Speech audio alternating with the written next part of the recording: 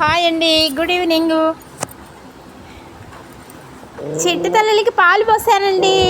Morning పెరుగన్నం, మధ్యాహ్నం 2:30-3 గంటల టైంలో పాలు. లైక్ చేయండి, 10 మందికి షేర్ చేయండి, మూగు జీవాలని ప్రేమించండి, కొట్టమాకండి. రోజు ఇదే సోది చెప్పి దేవుడని చిన్న చూపు చూడొద్దండి. మూగ జీవాలని ప్రేమించండి, కాపాడండి. చిట్టి తల్లులకి 2 ప్యాకెట్లు పాలు పోసానండి.